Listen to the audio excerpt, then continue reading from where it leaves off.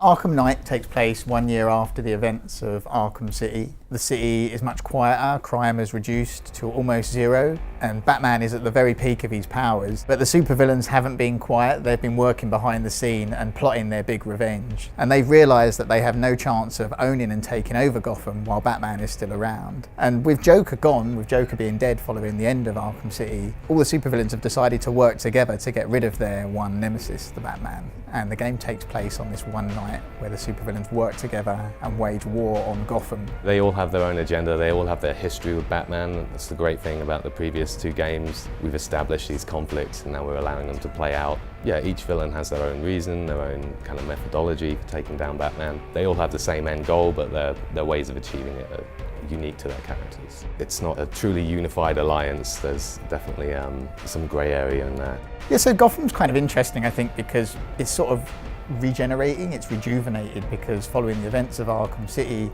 there's kind of a level of hope that's returned to the city, and that's what makes the events of this war that's launched on the city so devastating for the people in Gotham. Yeah, so it's a full-scale evacuation because of this terrorist threat, effectively, because of this threat of this chemical weapon that Scarecrow's planning to explode in Gotham. So nearly everyone's gone.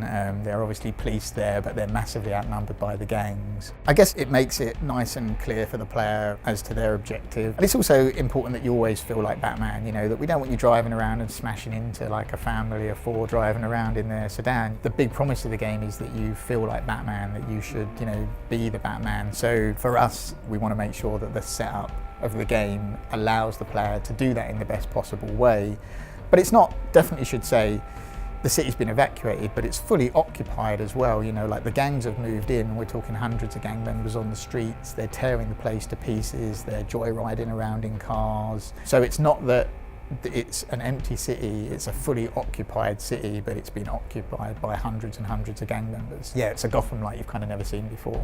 One thing we really wanted to respect was the events of Arkham City, so we didn't want to kind of kill Joker at the end and then say, oh, that was a cheap shot, you know, but like, let here he's not really dead, bring him back. He is dead, dead, yes.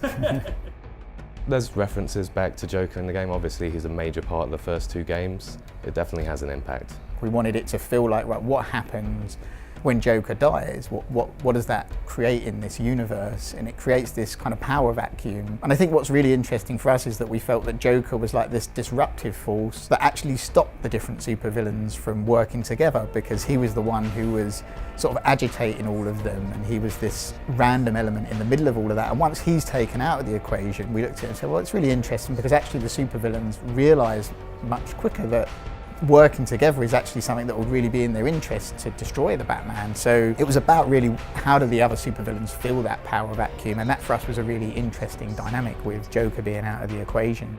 I mean, Harley Quinn is distraught. Her state of mind is, wow. Yeah, distraught is probably the best way I can put it.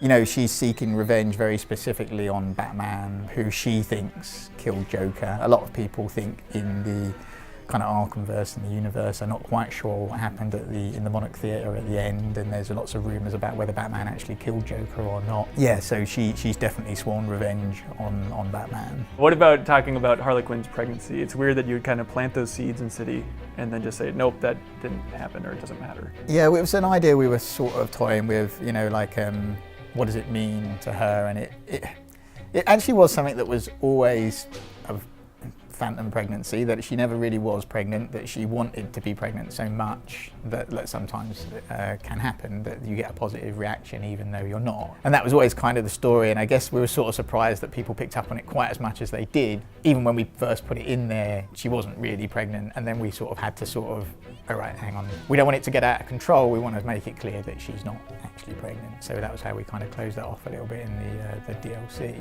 The Arkham games have always been about providing that power fantasy of being Batman, feeling like Batman. That's an experience that we're taking further with the addition of the Batmobile, the bigger city. But another thing we wanted to explore in this story is, you know, what goes on behind the cowl, like what effect does this journey have on Batman? You know, like Arkham City was kind of a montage piece of how do all these supervillains fit into this prison environment, whereas this is a much more personal game about an attack on Batman. And that's really where the Gordons come in. Batman and Gordon have this long-standing relationship, Batman and Oracle also, and this is something that will test Batman over the course of the story, how this relationship works, the secrecy involved, the friendships that will be challenged. What impact does that have on Batman's psyche? And how can we create a more emotional and personal story in Arkham Knight? Can you tell us as much as you can about Arkham Knight, the character? Yes, I can tell you his name is the Arkham Knight. Okay.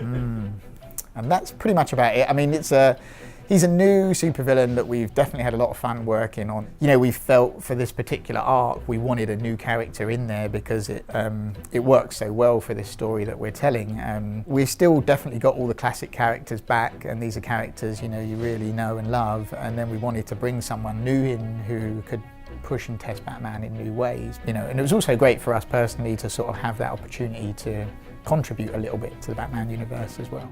So is it fair to say that the game is named after that character then? Actually, the name came first. We were sort of messing around with names for the game, and it's always hard because we obviously wanted to keep Arkham in there because Arkham's kind of the franchise as well, that's the name that people know. It's just kind of one of those things that was sort of a bit fortuitous in that we like this name Arkham Knight, and it fits this character, and it's got lots of different meanings and it's working on lots of different levels. Let's go with that. Yeah.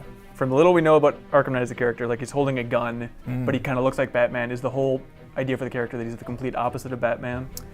And I think at the moment that's all we're saying about him. I mean, he's going to be a formidable foe, I'll say that. Yeah.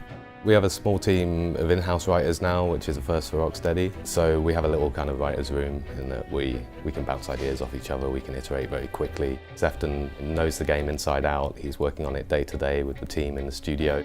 Yeah, I mean, I think we had this idea for sort of how we wanted the Arkham trilogy to end, this big crescendo for the game while we were working on Arkham City, and it just felt right. This is the place it kind of almost feels like it has to end. So when you got to the studio and Sefton told you how he wanted this game to end, what was your initial reaction? Awesome. I would say it's bold. I'm not going to reveal what the ending is, but I will say people will be very excited by it, and it'll be a very satisfying conclusion to the trilogy. I think a lot of fans would look at the end of Arkham City and say, like, that's an amazing ending to an entire trilogy. Like, what tops that other than Batman going down? Well, it will hopefully be very memorable.